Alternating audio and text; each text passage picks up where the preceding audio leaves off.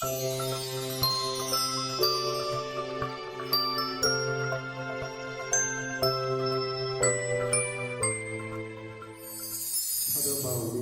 바울이 된 것은 그를 따르는 많은 사람들이 있었기 때문이고, 엎드림 선교부흥학회가 정말 엎드림이 되려면 여러 성도님들과 목회자님들이 많은 도움이 필요하고 또 어렵게 협조가 필요합니다. 여러분으로 엎드림이 될 것을 믿으시길 바랍니다. 사람이 산다는 게 뭘까요? 저는 이렇게 생각해 봤어요. 인생은 무엇일까? 1번, 정답이 없다. 어디서 오면 어디로 가는지 모른다. 우리가 제멋대로 살면 된다. 1번입니다. 그럼 여러분 한번 골라보세요. 2번, 태어났으니까 그냥 착하게 선하게 살자.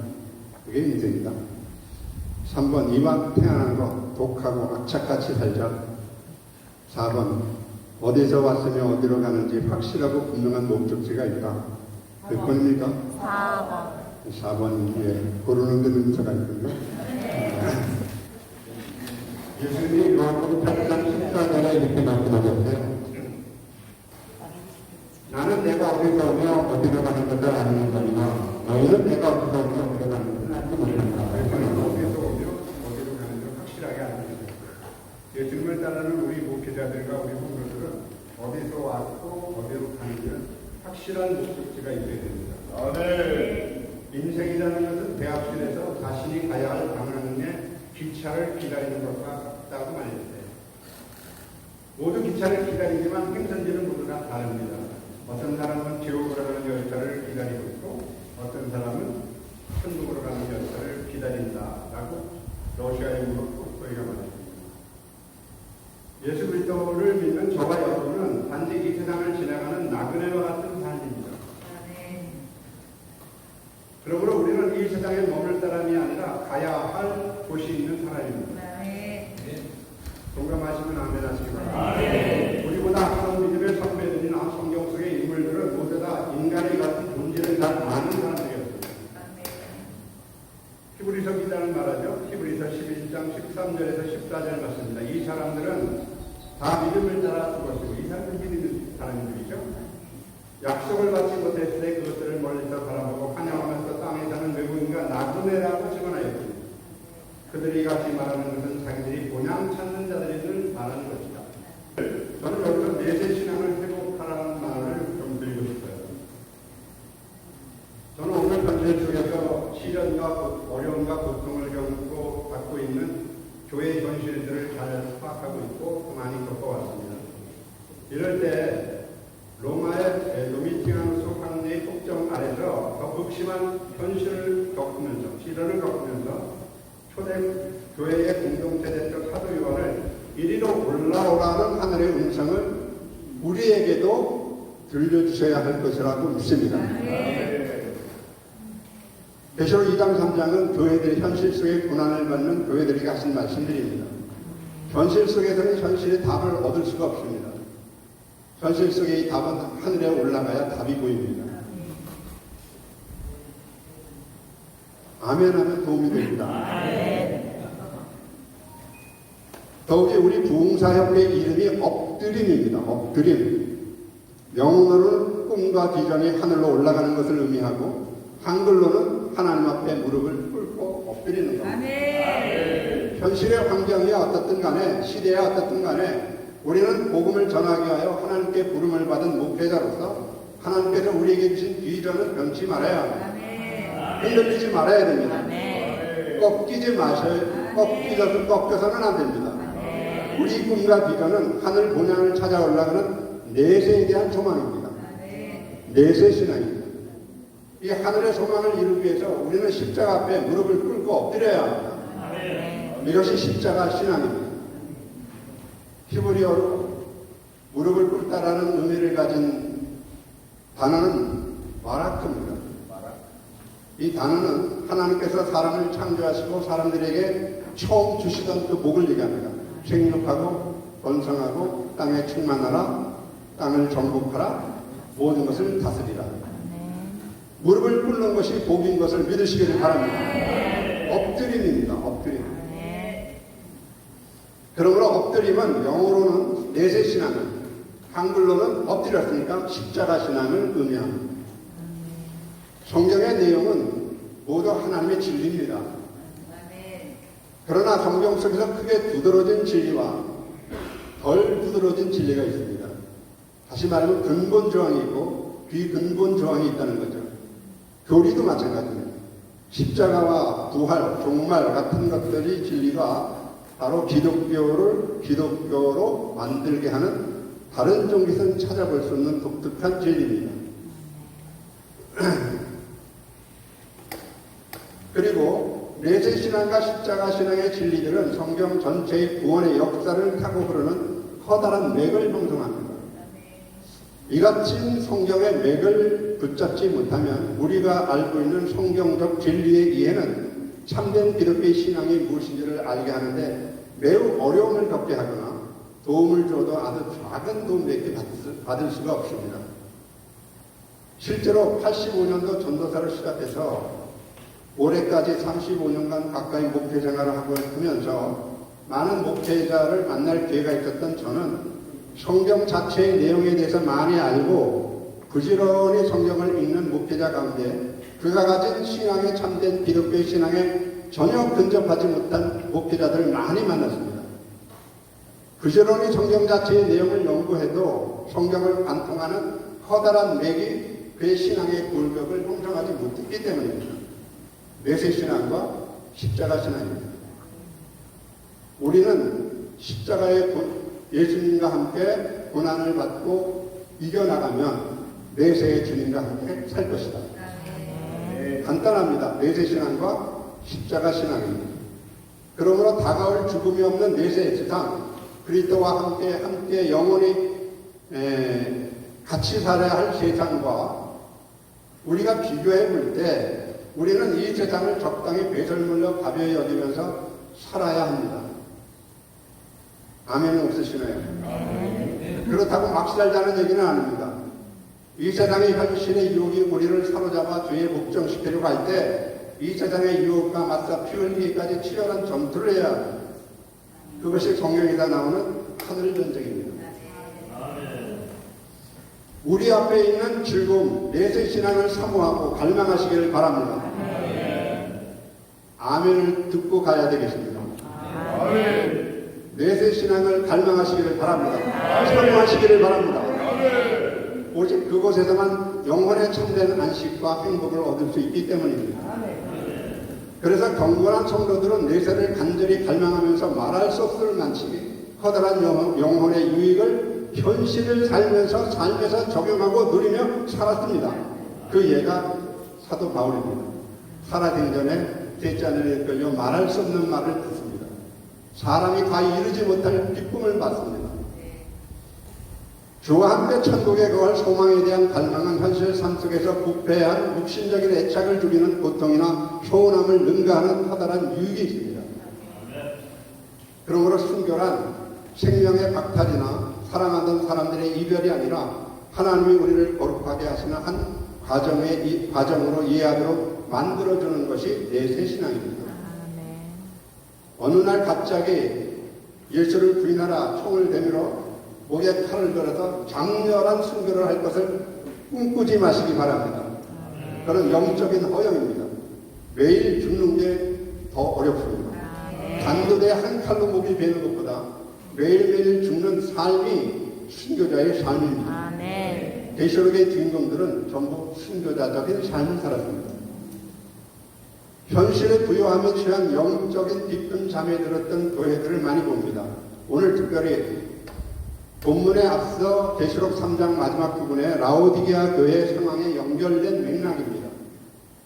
즉 라오디게아 교회에 대한 교훈의 마지막 계시록 3장 21절에 내용과 보좌의 광경을 이리로 올라오라 해서 보좌의 광경을 보여주는 열린 문의 광경을 보여주는 모든 이 과정은 맥락상 연결되어 있다고 보면 과언이 아닙니다.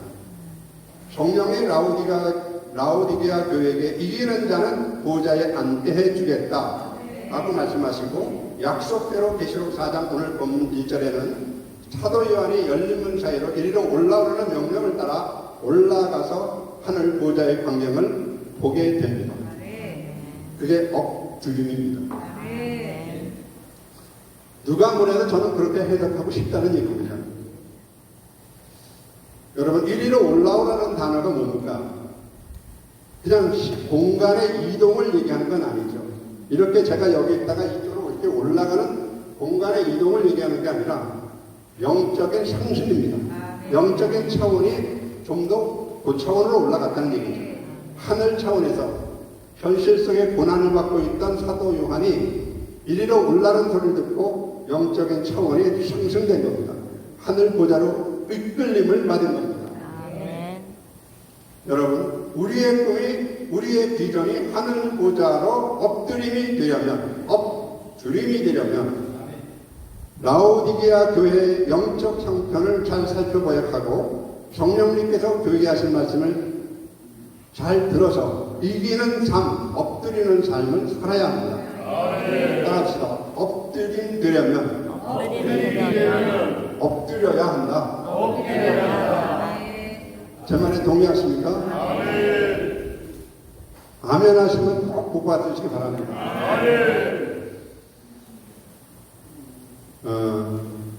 라오디게아 교회처럼 교회의 물질의 풍요로움으로 인해서 창조의 근본이시며 아멘이시고 충성된 주인이신 예수님을 마음에 모시지 않고 살아가는 교만함과 무지와 육신의 삶을 이겨야 합니다. 그러므로 우리의 꿈과 비전이 엎드림되려면 라오디게아 교회의 영적 형편을 살펴보아야 한다는 말입니다. 라오디게아의 교회는 부자입니다. 그 지방에 안약이 많이 났다는 거죠. 그래서 많은 부자 교인들과 물질로 부족함이 없는 교회였습니다. 그래서 자신은 부자로 가난하고 가련한 것을 알지 못했습니다. 주님의 판단은 다릅니다. 자신들은 부자라고 생각합니다. 이 정도면 됐다고 생각합니다. 여러분, 무지와 교만으로 인한 착각 속에 교회들이 빠져 있지 않는가를 살펴보셔야 합니다. 그 교회 중에 내가 교회입니다. 라오디게아 교회는 부자고 부요하다고 부족함이 없다고 생각합니다. 그러나 주님이 이 교회가 공부하고 가련하고 가난한 것을 알지 못하고 보지 못하면서 본다고 생각하고 벗었으나 벗은 줄을 알지 못하는 무지한 상태로 영적인 교만에 취해 있음을 하나님은 지적하십니다. 이로 인하여 라오디게아 교회는 물질적인 풍요로 인하여 뜨겁지도 않고 차지도 않는 미지근한 신앙으로 살게 되었고, 아니라고 게으른 삶에 긴장감 없이 지내서 그들의 마음에 하나님 두기를 싫어하고 예세를 갈망하지 않고 현실의 풍요로움으로 인해서 죽음의 깊은 잠에 빠져서 주님이 문 밖에서 두드리고 계시지만 주님을 문 밖에 세워두고 있는 상태가 되고 말았습니다. 여러분, 주님이 능력의 주님이고 전능하신 주님인데 문 닫아놓은 거 이단 옆으로 쳐갖고 안에 있는 놈들을 먹다를 잡아갖고 잡아 깨우면 될 거 아닙니까? 뭐 때문에 열릴 때까지 두드리십니까? 주님은 우리를 사육하시는 게 아니라 우리를 양육하십니다. 우리를 짐승처럼 다루지 않습니다. 왜? 사람이니까. 솔로몬의 아가서를 유비를 빌려서 이 교회, 라오디게아 교회의 상태를 잠깐 해석하면 다음과 같을 것입니다. 아가서 5장 2절입니다. 내가 잘지라도 마음은 깨어 있는데 사랑하는 자야 소리가 들리는구나. 문을 두드려 이르기를 나의 누이 나의 사랑 나의 비둘기 와의 완전한 자여 문 열어다오. 내 머리에는 이슬이 내 머리에는 밤이슬이 가득하였다 하는구나. 여러분, 이슬이 내 머리털에 가득해서 젖을 정도면 어느 정도 서 있어야 됩니까? 밤새워 기다려야 됩니다. 그러니까 주님이 문 밖에서 기다린 지 오래되셨다는 얘기입니다. 근데 이 신부가 안에서 잠자고 있습니다. 이 신부가 제대로 된 신부입니까? 아니면 맛이 아주 같습니까? 조금 같습니까? 아주 같습니까? 중생한 성도들의 마음의 감각은 세 가지가 있습니다. 그거는 하나님에 대한 사랑, 영광에 대한 감각, 그리고 사죄, 용서에 대한 감각입니다. 이 감각이 죽어버리면 우리 영혼은 잠들기 시작합니다. 신부는 한때 신랑을 뜨겁게 사랑했겠죠. 한때 여러분은 예수님을 뜨겁게 사랑했겠죠. 예수님 없이 도저히 살 수 없다고 생각했겠죠. 그런데 지금은 신랑은 어디 갔는데 그도 어디에 있는지 모르게 잠들어 볼 수가 있다는 얘기입니다. 신부가 바로 저와 여러분입니다.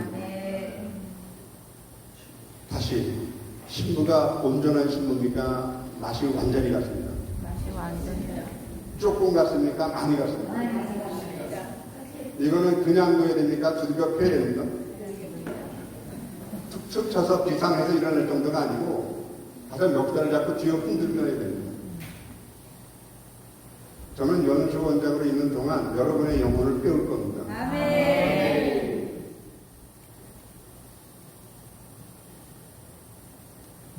주님은 우리를 향해서 한 번도 마음이 바뀌시거나 우리를 버리신 적이 없으십니다. 하나님 한 번도 나를 실망시킨 적 없으시고 언제나 공평과 은혜로 나를 지키셨네. 신실하신 주님이십니다. 약속을 꼭 지키십니다. 우리가 약속을 지키지 않아서 그렇지 주님은 이미 우리 앞에 열린 문을 두셨습니다. 순간순간 우리가 그 마음을 지키지 않으면 그 신랑을 배반하여 버리고 잘못된 길로 갈 수밖에 없습니다. 이것이 오늘날 영적 잠에 취해서 피 묻은 손으로 우리의 마음의 문을 두드리시는 주님을 문 밖에 세우던 성도의 정체를 보여주는 겁니다. 사랑하는 성도 여러분, 오늘 성경에 보면 아가서에 보면 뭐라 그랬습니까? 내가 잘지라도 마음은 깨어있는데 라고 얘기했습니다. 잠들기는 하였지만 완전히 편안하게 마음까지 충분한 휴식을 취하지 못하고 있는 장면을 보여줍니다. 이 상태를 저는 이렇게 겪었습니다. 중생한 성도들인데 이렇게 살면 안 되는데 내가 이렇게 살 때는 주님 버림받을 텐데 이런 정도로 내가 살려고 나랑 이런 정도로 살려고 주님이 십자가 지시면 안 하는데 이렇게 사는 건 사는 것도 아닌데 내가 내 인생의 젊은 세월을 다 보내고 내가 왜 이렇게 살지? 30에 시작해서 60이 넘어 70이 다 됐습니다. 이렇게 살다가는 아직도 주님에게 버림을 받을 텐데 라는 생각에 긴장감을 놓을 수가 없습니다. 여러분 옆에 사람한테 한번 이렇게 얘기해 보세요. 이렇게 사는 건 사는 것도 아니다. 시작.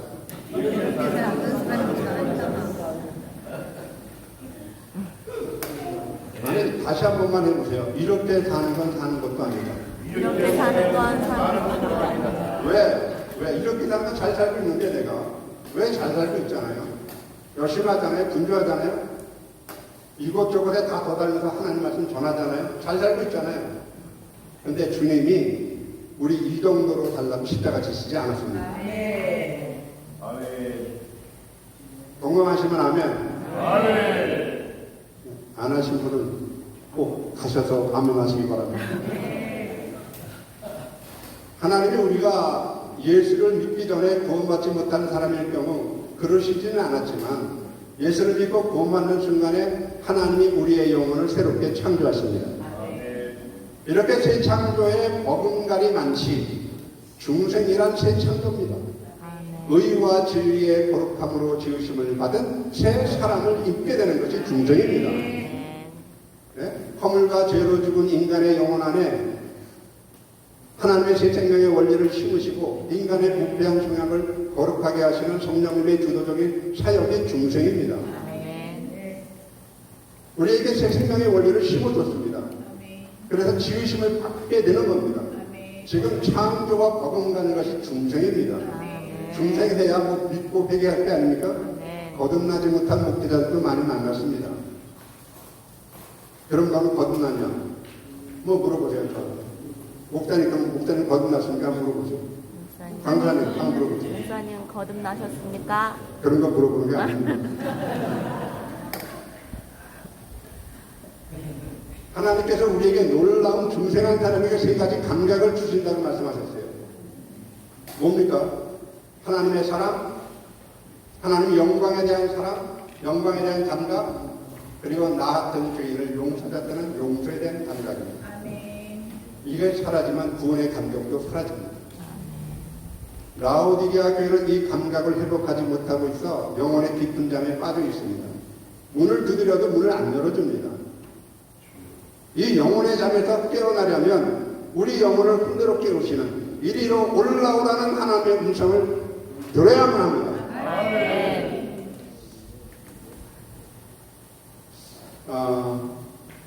여기서 제가 잠깐 나중에 또 시간이 있을지 모르겠지만 간증을 조금 듣고 있습니다.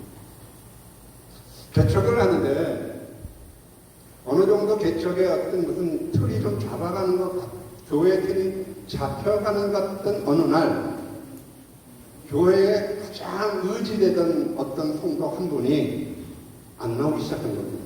그분 식구들이 상당히 많았습니다. 개척교회에서 그분이 저한테 주인 노릇을 하기 시작하신 거죠. 왜 목회자의 뜻대로 살지 않으시오? 왜 내가 말하는 목회의 비전을 따라서 움직이지 않는 거야? 도대체 이 사람은 어떻게 되는 거야? 내가 목회할 수가 없어. 너무 그러니까 꽉 차있던 성도가 팍 비워버린 거예요. 그래서 이제 하나님께 원망을 했죠. 한거를 한 거죠. 하나님, 해도 넘어가는 거 아닙니다. 하나님, 내가 언제 뭐 목회자 된다고 했습니까? 왜 밀어넣으시고 나무에 올라가는 밑에서 끝내십니까? 하나님, 저 목회자 내려가 하시는 건 실수하신 겁니다.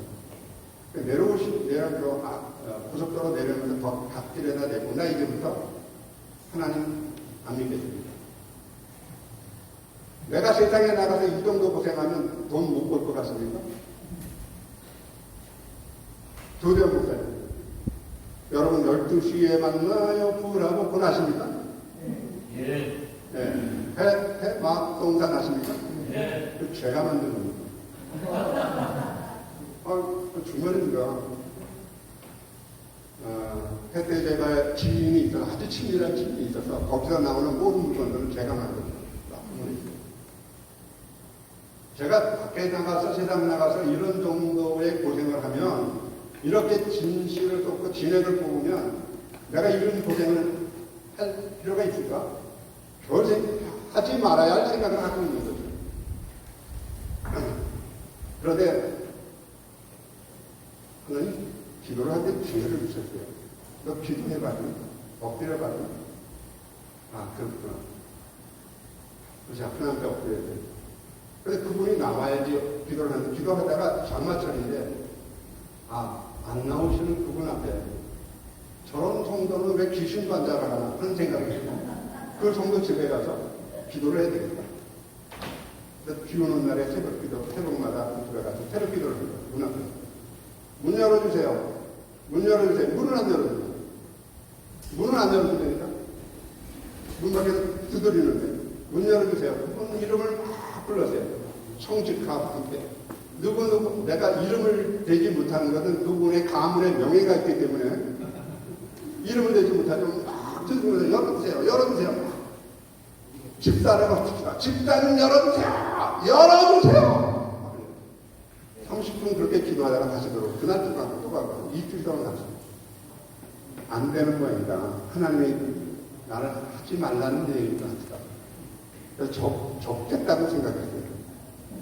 그 다음날 마지막 예배를 드리고 나서 이제 적어야지 생각하는데 그분이 들어오시는 거예요.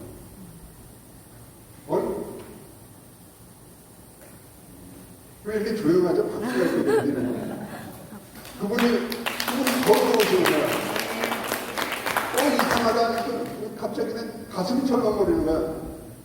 이렇게 봤더니 그분 옆에 사시는 이웃집 사람이 매일 아침마다 비 오는 소리에 누가 소리를 지르고 막 문 열어달라고 하니까 창문을 그렇게 본 거예요.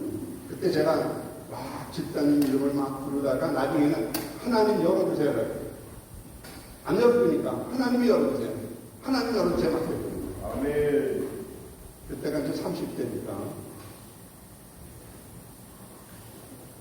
근데 그분 집에 가서 이렇게 말, 이웃 동네 아저씨가 가서 이렇게 말해요. 당신이 예수 믿는 사람이냐? 젊은 목사가 맨날 아침마다 와서 귀를 맞으면서 문 열어달라고 그렇게 기도하고 외치는데 문도 안 열어준 당신이 예수 믿는 사람이냐? 난 당신 때문에 교회 안 나간다. 그 말 듣고 충격을 받아 나왔어요. 그럼 언제 여러분 할렐루야 하는 거야? 할렐루야. 하나님이 그렇게 하셨습니다. 여러분, 엎드리면 새롭고 산 길이 열립니다. 이 문을 열어놓으신 분이 예수 그리스도십니다. 여러분, 육신의 풍부함과 물질의 부요함으로 여러분의 영혼을 잃어버려서는 안 됩니다. 주님을 죽도록 미치도록 사랑하셔야 됩니다. 정일필 목사님 저 사랑하십니까? 한번 물어보세요. 연출하는 겁니다. 연출이라고. 네. 얼마나 사랑하십니까? 대충. 기분 좋습니다. 예, 사랑하지도 않습니다. 사랑을 하려면 마음을 다하고 뜻을 다하고 정성을 다해서 주님을 사랑해야 돼요. 아멘. 다 같이 하면 사랑에게는 올인해야 됩니다. 하나님을 대충 사랑하면 되겠습니다. 물질의 부여로 인해서 영혼의 소중함과 생명의 소중함을 모르던 부자에게 예수님이 이렇게 말씀하십니다. 어리석은 자야, 오늘 밤 내 영혼을 데려가는 네가 준비한 것이 네 것이 되겠느냐. 이 사람 어리석은 사람 아닙니다. 부자에 대한 우리 일반적인 평가는 어떻습니까? 어리석지 않습니다. 재테크를 잘하는 사람입니다. 경영을 아는 사람입니다. 경영이 확대되면 무엇을 준비해야 하는지 경영자의 자질을 갖춘 사람입니다. 미래의 전망과 위기에 대해서 대처하는 방법을 잘 알고 있습니다. 사업의 확장, 계획, 전략에 뛰어난 사람이지 어리석은 사람은 결코 아닙니다. 그러나 하나님은 이 사람을 어리석다고 판정을 내립니다. 왜 그렇습니까? 사람의 영혼이 무엇으로 만족을 누릴 수 있는지를 모르기 때문에. 사람의 종말이 오늘 밤 내 영혼을 데려갑니다.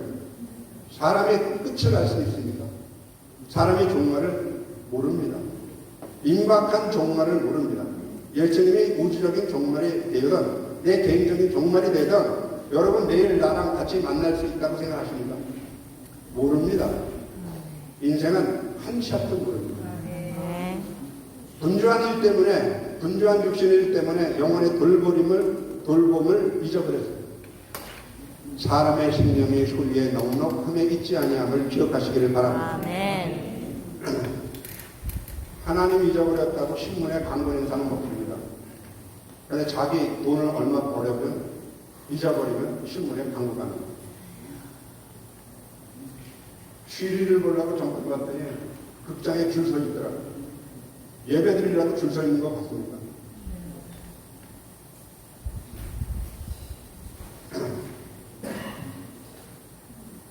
자기 십자가, 자기 부인, 자기 깨어짐으로 닫힌 마음의 문을 열고 주님 앞에 무릎을 꿇으시기를 바랍니다. 아멘. 그게 엎드림입니다. 아멘. 엎드리면 엎드림 된다. 아멘. 그리스도께서 이 문을 열어놓으셨습니다. 열어놓으셨기 때문에 빌라델비아 교회에게 말씀하십니다. 볼지어다 내가 내 앞에 열린 문을 두었으되 능히 닫을 사람이 없습니다. 다 같이 하면 하늘 보자로 가는 문이 닫혔던 문이 언제부터 열리게 됐죠? 휘장이 찢어지면서 지성소로 가는 길이 열렸습니다. 언제 휘장이 찢어졌습니까? 예수님의 마지막 기도를 통해서 운명하시자마자 마치 기다렸다는 듯이 휘장을 찢어집니다. 그리고 지성소에 들어가는 길이 열립니다. 다 같이 하면 다 같이 하면 휘장 가운데 열어놓으신 천국 보좌문으로 들어가시기를 바랍니다. 때가 60쯤 되어 해가 빛을 잃고 온 땅에 어둠이 임하여 제90시까지 계속하더니 성소 휘장 한가운데가 찢어지더라. 누가복음 23장 44절에서 45절에 있습니다. 이 동일한 말씀을 마태는 이렇게 얘기합니다. 예수께서 다시 크게 소리 지르시고 영원히 떠나시다.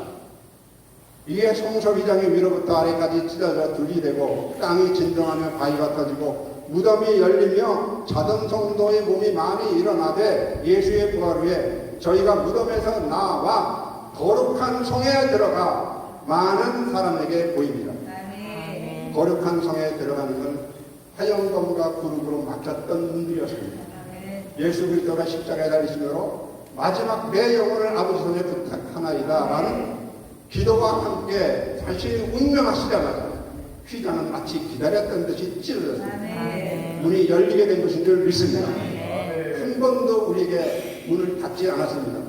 닫았다면 여러분의 문이 닫힌 겁니다. 두드리는데도 문을 열어주지 않았기 때문입니다.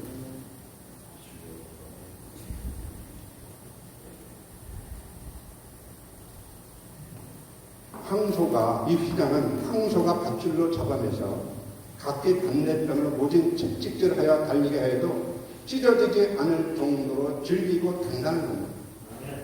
이 사실이 보여주는 영적 진리는 왜 하나님은 성소와 지성 사이를 배처럼 엄격하게 구별하시고 무엇으로도 쉽게 찢을 수 없는 단단한 휘장으로 들이우셨을까? 이것은 하나님 앞으로 나아가는 길이 얼마나 굳세게 차단되어 있는지를 보여주는 겁니다. 죄인으로서는 감히 다가갈 수가 없습니다. 1년에 단 한 차례 대제사장만이 들어가 주님의 임재하심을 강림하심을 볼 수 있는 보좌였습니다. 여러분, 저희 죄를 사하여 주옵소서. 여자여 당신의 아들이 보라 너 영혼이라 다 이뤘도다. 네가 오늘 나와 함께 낙원에 있으리라. 내가 목마르다. 예수님께서 십자가에 매달려 하나님을 향해 부르짖는 기도를 하실 때에 침묵 속에서도 아무런 움직임을 보이지 않던 휘장이 드디어 주님이 숨을 거치는 운명하시는 그 순간 마치 기다렸던 것이 찢어집니다. 여러분, 이 사실은 우리가 완벽하게 죽어야 주님 앞에 연락되는 번제가 될 수가 있습니다. 완전히 죽지 않는 죄물은 하나님께 연락될 수가 없습니다. 옆에 분들한테 다시 한번 물어보세요. 너 죽었니? 살았니?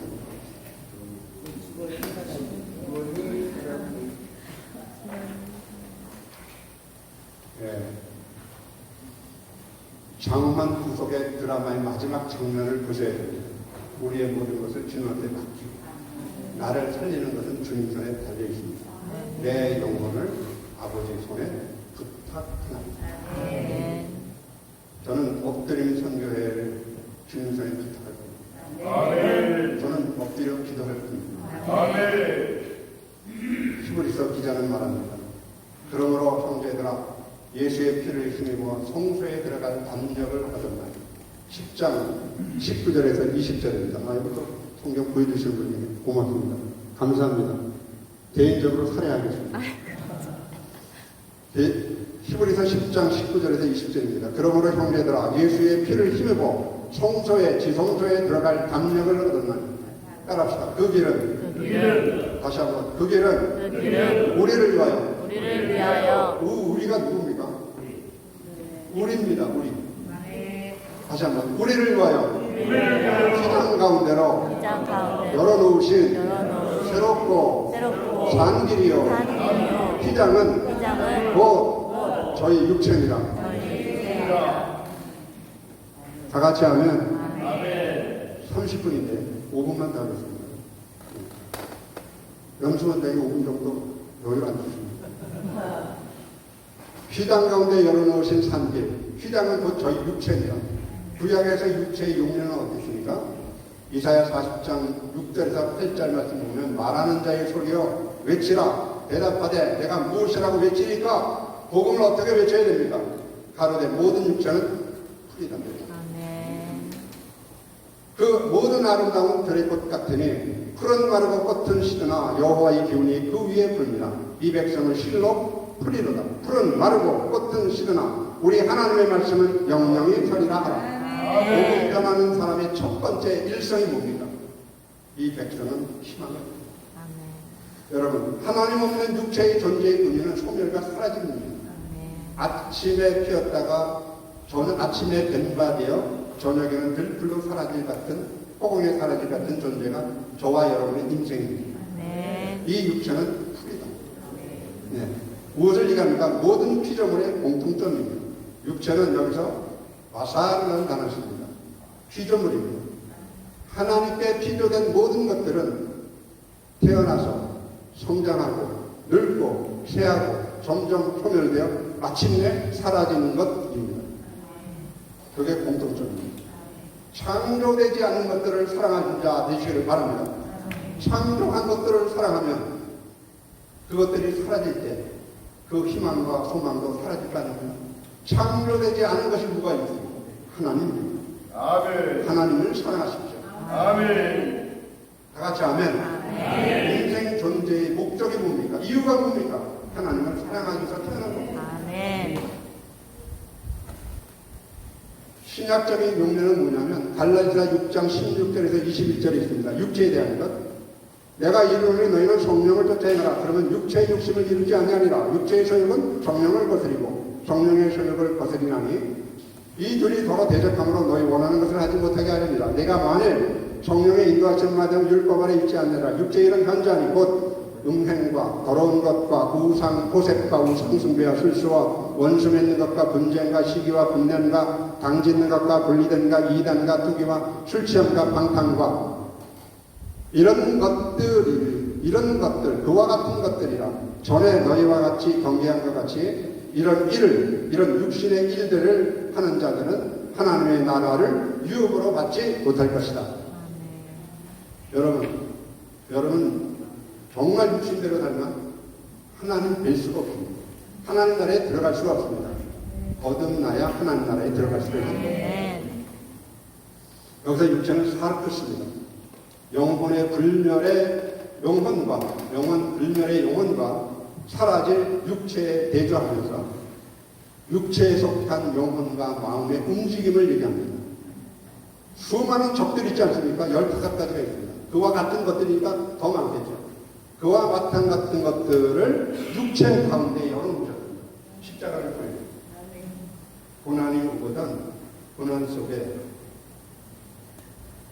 하나님이 숨겨놓으신 그 가운데를 가르고 껴보면 그 가운데 하나님의 은총과 은혜가 있음을 기억하시기를 바랍니다. 한마디 해볼까요? 왜 나만 겪는 고난이냐고 슬퍼하지 마세요. 고난의 뒤편에 있는 주님이 주실 축복 미리 보면서 감사하세요. 이 노래 참 많이 했죠. 왜? 개척 힘들어요? 어려워요? 제가 묻잖아요. 네. 틀려도 괜찮아요. 회개가 아니잖아요. 개척 어렵습니까? 쉽습니까? 어렵습니다. 예화를 하나 들고 마치도록 하겠습니다. 저희 개척을 7개나 하면서 왔는데 같이 도우시는 우리 수장장과 같이 이렇게 해왔어요. 각 지역마다 교회를 세우는 일을 내 생명을 걸고 그렇게 해왔는데 지금까지도 합니다. 저는 좀 개척할 군번이 아니라 개척을 하라고 도전을 했습니다. 개척이 정말 어려워요. 어느 목사님이 은퇴를 하시고 나서 집사님이랑 동남아로 여행을 가셨대요.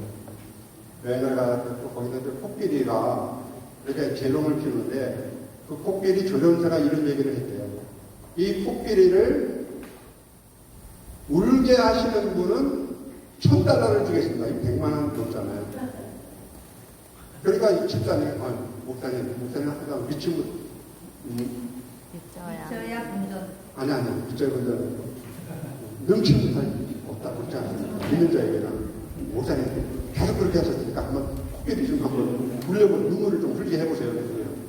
내가 어떻게 가냐고 난 모른다고. 그랬더니 그래도 해보세요. 올라갈게. 목사님 올라가. 코끼리한테 큰 얘기하니까 코끼리가 눈물을 쫙 흘리더래요. 그래서 깜짝 놀라서 $1,000 받아갖고 나왔었어. 그 옆에 있는 구경꾼들이 목사님 뭐라 그러셨어요?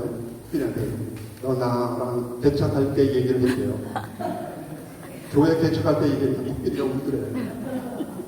그래서 요번에는 코끼리가 군대를 좌우좌우로 흔들면 $1,000 또 주겠습니다. 목사님 또 나가보세요. 목사님 나가서 또 얘기했대요. 뒤에 대고 사장님. 코끼리가 고개를 자자자 흔들더래. 뭐라 그랬대요? 너 나랑 같이 개척할래? 개척 되게 어려워요. 개척할 때 그분한테 내가 두 개 있어요. 왜 내가 생각하는 착한 성도로 살아가지 않을까? 왜 목회자인 나를 중심으로 나의 목회 철학을 바탕으로 가야 할 방향을 정하지 않고 달려갈까? 왜 내 뜻대로 되지 않으면 견디지 못하는 영적인 고혈압증에 걸린 거죠? 교회는 노아 방주처럼 삿대도 없고 돛대도 없습니다. 제 마음대로 가는 건 아니지만 바람이 부는 대로 아라랏산에 머물 것을 믿으시기를 바랍니다. 아멘. 성령의 바람입니다. 아멘. 돛대도 삿대도 없습니다.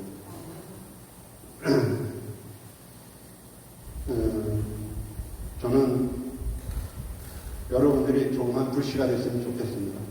내세를 향한 열렬한 소망의 향불이 불타오르도록 무릎을 꿇고 엎드려야 합니다. 이 조그만 불씨들이 모여서 횃불이 되고 그 횃불들이 모여서 이윽고 불기둥이 되어 구약의 이스라엘 백성들을 불붙는 메마른 광야에서 가나안 땅까지 인도하셨던 것처럼 우리 부흥사회가 십자가 앞에 엎드리고 메마르고 거친 세상에서 죽어가는 영혼들에게 예세를 향한 간절한 소망으로 인도하는 엎드림의 불꽃들이 되시기를 주의 이름으로 축원합니다. 아멘. 고맙습니다. 감사합니다.